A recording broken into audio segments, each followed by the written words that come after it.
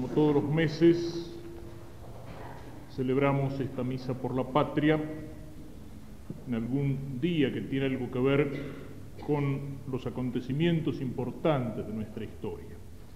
Y hoy es uno de esos días, el día de Nuestra Señora de la Merced, en el aniversario también de la batalla de Tucumán. La Virgen de la Merced es una antigua invocación española cuyo origen se debe a la aparición de la Virgen Santísima en una misma noche a San Pedro Nolasco, a San Raimundo de Peñafort y al rey Jaime de Aragón en el siglo XIII. España estaba dividida todavía. Parte de la España había sido reconquistada por los cristianos con lucha, con esfuerzo, pero quedaba una parte importante todavía en manos de los moros, de los musulmanes. Y entre los moros había muchos cristianos cautivos, en España, en el norte de África. Y estos, sobre todo San Pedro Nolasco, tenía el temor por la miseria de estos cristianos y que la miseria, el cautiverio y todo los llevara a perder la fe. Habían pensado en la fundación de una orden destinada al rescate de los cautivos. Y la Virgen en una noche aparece a los tres, al rey y a estos dos santos religiosos, y los alienta para la fundación de la orden. La orden que lleva su nombre, Nuestra Señora de la Merced, es decir, la palabra española que significa gracia, que significa piedad, que significa don concedido gratuitamente. Nuestra Señora de la Merced, orden cuya finalidad era el rescate de los cautivos en poder de los infieles. Rescate de los cautivos que tenía dos caminos. Fue la oración y el aliento de San Pedro Nolasco el que llevó a los cristianos a las victorias armadas cuando conquistan Valencia y Murcia. Pero también ese rescate significaba el juntar dinero para comprar de manos de los musulmanes a los cautivos y significaba hasta el riesgo y la aventura personal de San Pedro Nolasco, que recorre el norte de África entre los musulmanes y que incluso cae prisionero en Argelia, mientras buscaba alentar a los cristianos prisioneros en su fe, rescatarlos de la cautividad y también convertir a los musulmanes a la fe cristiana. De allí tiene origen esta advocación de la Virgen que quiere una misión de redención de cautivos, que se expresa en las palabras del Salmo que van a ser las últimas palabras de San Pedro Nolasco. El Señor ha enviado la redención a su pueblo y ha sellado una alianza para siempre. Luego de esos tiempos de cautiverio y ya España cristiana, la orden sigue preocupada por rescatar otro tipo de cautivos, no los que padecen en las cárceles y en las mazmorras del enemigo de la cristiandad, sino de aquellos que son cautivos del demonio por el pecado, o aquellos que son cautivos por el error en la inteligencia, por la herejía, por el error contra la fe. Ligada a la historia de España está la Virgen de la Merced, ligada también a nuestra historia. Hoy decíamos, en el Día de la Virgen de la Merced se conmemora el aniversario de la batalla de Tucumán. Belgrano ha reemplazado a Castelli en el ejército del norte. Hubo un interregno en el cual estuvo Pueyrredón. Castelli era en el ejército del norte algo así como lo que podríamos llamar hoy una especie de comisario político que existe en los ejércitos comunistas. Junto a los oficiales que dirigen las tropas, un comisario político que está encargado de concientizar a la gente, de hacerla marxista, de lavarle el cerebro y de tratar de conquistar ideológicamente a las poblaciones conquistadas. Algo por el estilo era Castelli. Es la tragedia de la Argentina que desde el momento de su nacimiento nace con una profunda herida en su corazón. Ya entre los hombres que nos dieron la independencia, existen aquellos que querían la independencia de España, pero esa independencia a la cual nos hemos referido alguna vez aquí, que se da como la de un hijo que llega a la mayoría de edad, y entonces abandona el hogar y la casa de los padres para fundar una nueva familia, un nuevo hogar. Y al alejarse de la casa de los padres, no repudia a los padres, no se avergüenza de ellos, no los odia. Al contrario, lleva a la nueva familia todo aquello que ha recibido de los padres. Y los mejores hombres de la independencia veían así nuestra independencia. Ya habíamos llegado a la mayoría de edad. Era el momento de declarar nuestra independencia de aquella España conquistada por Napoleón y de aquella España en decadencia. Pero declarar nuestra independencia de España no significaba renegar de todo aquello que de España habíamos recibido. No significaba renegar de nuestra lengua, no significaba relegar de nuestra cultura, de todo aquello que de Grecia y Roma llegó a estas tierras pasando por España. No significaba, mucho menos todavía, renegar de nuestra religión. Pero enfrente a eso que estaba en los mejores hombres de la independencia y en el corazón del pueblo, estaban los otros, los ideólogos, los que son como los padres y los abuelos de lo que van a ser después los doctorcitos unitarios y todos los hombres de la entrega de la patria en su cuerpo y en su alma. Y Castelli era uno de estos ideólogos, con la cabeza llena de teorías de la Revolución Francesa, con un desprecio por todo aquello que estaba en el origen de lo nuestro. Era el desprecio por lo que venía de España y era el desprecio también por el criollo, por el gaucho e incluso por el indio. Era el ideólogo lleno de teorías, muy bien armadas, muy bonitas, pero totalmente ajenas a nuestra realidad. Hay una anécdota en la cual Castelli reúne a los indígenas bolivianos y les manda un discurso lleno del lenguaje de la Revolución Francesa, tratando de metérselo en la cabeza y después que aplaudan aquello que él estaba diciendo. Y cuando termina el discurso le dice: ¿y ahora qué quieren? Le dijeron: aguardiente, señor. Eso era mucho mejor que todas las cosas que había estado diciendo Castelli, que nadie lo entendía. El prototipo de los ideólogos que están fuera de la realidad de la patria y fuera de la realidad del pueblo. Y era un hombre cargado de rencor también hacia la religión. Y por eso las tropas que llegaban al Alto Perú, por culpa de Castelli y de sus ideólogos, se encontraron con el rechazo del pueblo. No es que nuestros hermanos del Alto Perú no quisieran la independencia, la querían, pero no querían esa independencia. No querían a esos hombres que blasfemaban, a esos hombres que profanaban las iglesias y que se burlaban de la fe del pueblo y de las imágenes de los santos, a esos hombres que venían con ideas nuevas, con ideas extrañas, pero que no eran tan nuevas, eran tan viejas como la revolución anticristiana. Era el lenguaje de la masonería. Aquellos hombres que no miraban a la tierra y que despreciaban lo que era nuestro, pero vivían ya mirando hacia el extranjero. Esa es la tragedia de nuestra patria.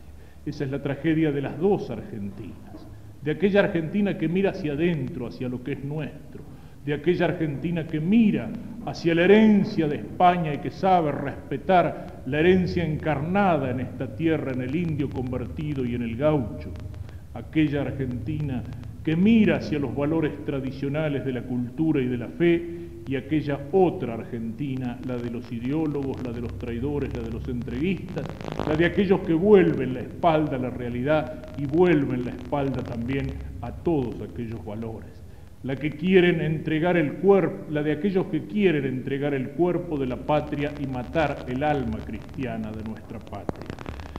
Ya se daba en aquella época, y precisamente por eso Castelli había fracasado, y las tropas se habían encontrado con el rechazo y con el odio del pueblo, y habían sido derrotadas en la batalla de Huaqui. Cuando Belgrano se hace cargo de las tropas, Belgrano escribe que encontró un ejército corrompido por la indisciplina y corrompido por la impiedad, y con el odio del pueblo que dice preferían a Goyeneche, el general español, porque lo consideraban como un mal menor. Y Belgrano entró a poner orden en aquellas tropas, pero al mismo tiempo Belgrano entró a insuflarle a aquellas tropas un espíritu argentino y un espíritu cristiano. El general Mariano, el congregante mariano, el hombre que había dado a nuestra bandera los colores del manto de la Virgen, el hombre que recomendaba a San Martín los escapularios para la tropa y que no tenía vergüenza ni respeto humano de dirigir el rezo del rosario en las tropas ni de hacerlas formar para la misa de campaña. Creó un espíritu nuevo y cuando los hombres de Buenos Aires, a los cuales, como siempre, no les interesaban aquellas tierras lejanas del país, le dieron orden de retirarse hasta Tucumán y de retirarse después hasta Córdoba, de abandonar las fronteras de la patria, Belgrano desobedeció y luego de aquel heroico éxodo jujeño, de aquella gente del norte que lo acompañaba hasta Tucumán, decidió frenarse allí y presentar batalla. Y la batalla fue el 24 de septiembre, un día como hoy, el día de la Virgen María, en la advocación de Nuestra Señora de la Merced. Y Belgrano, antes de la batalla, asiste a misa y pone a su ejército bajo la advocación de la Virgen María, Nuestra Señora de la Merced, Redentora de los cautivos. ¿Y qué pasa entonces? Se enfrenta con las tropas de Tristán que eran superiores y derrota aquellas tropas con la clara protección de la Virgen. Un gran historiador contemporáneo, el padre Cayetano Bruno, que estudió el tema a fondo, dice: el elemento humano contó muy poco en la batalla de Tucumán. Y dejemos las palabras a un combatiente, un oficial Pardo de Cela, que combatió en Huaqui, en Tucumán y en Salta, y que escribe diciendo: formó el ejército en línea de batalla con un horizonte despejado y limpio de nubes.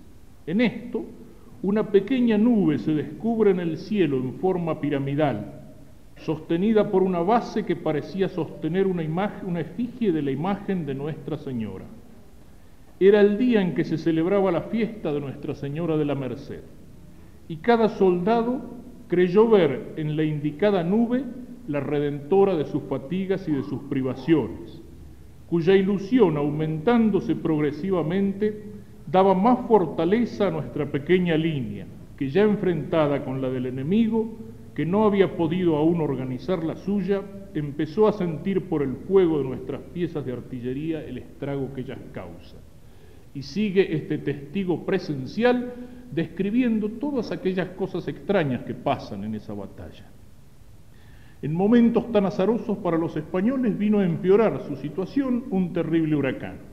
El ruido horrísono que hacía el viento en los bosques de la sierra y en los montes y árboles que arrastraba cubriendo el cielo y oscureciendo el día daba a la escena un aspecto terrífico.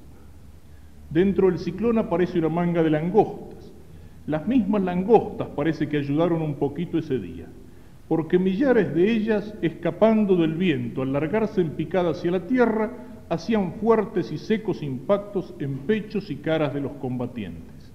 Y si los mismos criollos que las conocían, al sentir esos golpes se creyeron heridos de bala, es de imaginar el espanto de los altoperuanos o cuicos al sentirse en sus cuerpos tal granizada de balazos, que no eran sino langostazos. Los realistas perdieron además su parque y equipaje capturado por los patriotas de forma totalmente casual e imprevista. Una serie de acontecimientos que uno podrá decir fueron casualidades. En el plan de Dios no hay casualidad, hay providencia. Y muchos de estos hechos nos hacen acordar aquellas cosas que Dios utilizó cuando quiso librar a los israelitas de la cautividad en Egipto. Aquí también la Señora, redentora de cautivos, utiliza los fenómenos de la naturaleza para la victoria de aquellos que la habían invocado antes de la batalla. Y Belgrano lo reconoce. Belgrano escribe 2 días después, en el parte oficial del combate: la patria puede gloriarse de la completa victoria que han obtenido sus armas el día 24 del corriente, día de Nuestra Señora de las Mercedes, bajo cuya protección nos pusimos. El 27 de octubre, en ceremonia pública, le ofrece el bastón de mando a la imagen de la Nuestra Señora de la Merced y la proclama generala del ejército. Pocos días antes había enviado a Buenos Aires 2 banderas, dice, la Real de Lima y 2 estandartes de Cochabamba, para que vuestra excelencia tenga la bondad de mandar que se coloquen en el templo de nuestra Madre y Señora de las Mercedes, como dedicadas por el ejército de mi mando, en demostración de la gratitud a tan divina Señora, por los favores que mediante su intercesión nos dispensó el Todopoderoso en la acción del 24 pasado. Y le escribe a San Martín: no deje de implorar a Nuestra Señora de las Mercedes, nombrándola generala, y no se olvide los escapularios de la tropa. Deje usted que se rían, los efectos resarcirán a usted de la risa de los mentecatos, que ven las cosas por encima. Es decir, que no saben ver en lo profundo, en la intervención de la providencia de Dios detrás de los acontecimientos humanos. Y ciertamente San Martín asume este consejo de Belgrano en la conducción de sus tropas. E incluso cuando escribe a su amigo íntimo Tomás Guido en 1816, cuénteme lo que haya de Europa y dedique para su amigo media hora cada correo, dice San Martín, que Dios y nuestra Madre y la Señora de las Mercedes se lo recompensarán.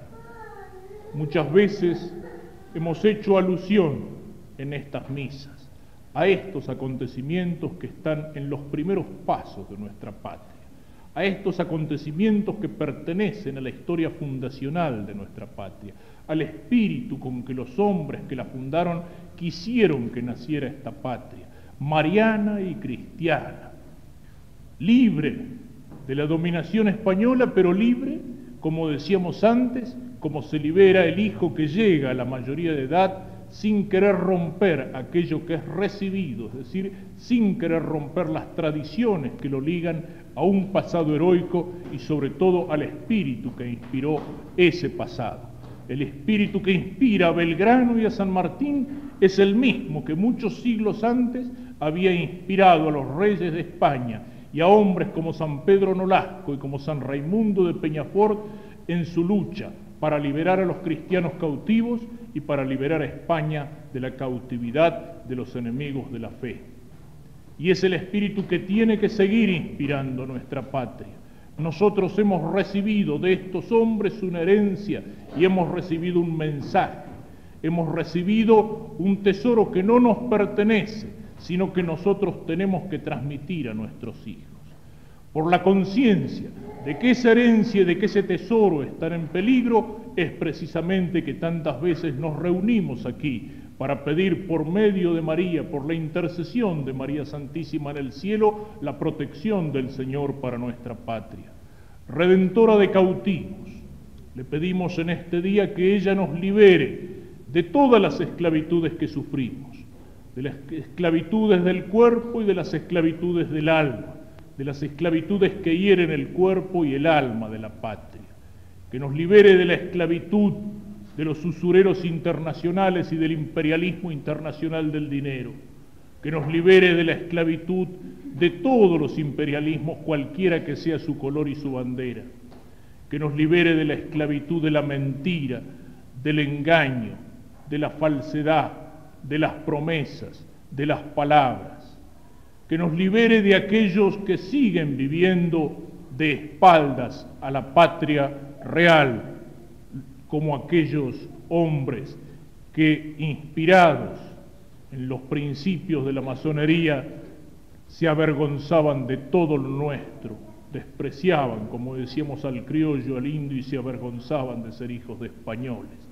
Que nos libre de ese espíritu que nos vacía por dentro, que nos libre del espíritu de la entrega que nos hace un pueblo de esclavos, que nos libre, redentora de cautivos, que nos libre de las cadenas del pecado y de la esclavitud del demonio, porque es siempre el demonio el que está detrás de la avaricia, detrás de la mentira, detrás de la injusticia, detrás de todas las formas de esclavitud.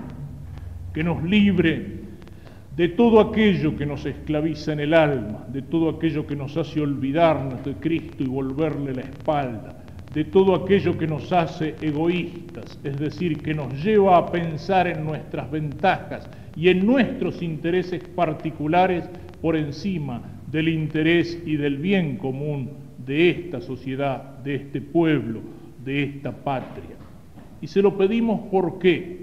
Se lo pedimos porque si bien nosotros tenemos que asumir nuestro compromiso como católicos y como argentinos, como lo hemos dicho aquí, cada uno en su lugar, en su puesto, en la vida de cada día, en el trabajo, en la lucha cotidiana, en donde Dios lo haya llamado, en la familia, en la enseñanza, en el sindicalismo, en la política, en la economía, en el periodismo, en la universidad, cada uno tiene que asumir su puesto. Pero nuestra lucha, aquel sentido más profundo que tiene nuestra lucha, no es, como lo decía San Pablo, contra la carne y la sangre, sino contra los poderes de las tinieblas, contra aquellos ángeles de las tinieblas, contra la esclavitud del demonio, que es el que quiere la apostasía de nuestra patria, que es el que está detrás de todas aquellas cosas que envenenan el alma argentina. Y al mismo tiempo, si queremos una patria distinta, si queremos salir de estas situaciones en las que venimos empantanados desde hace tantos años, sepamos que no es solamente una obra humana, que no es solamente producto del esfuerzo humano. Recordemos al rezar a la Virgen, redentora de cautivos, aquellas palabras de Dios que el rey David colocó en los Salmos.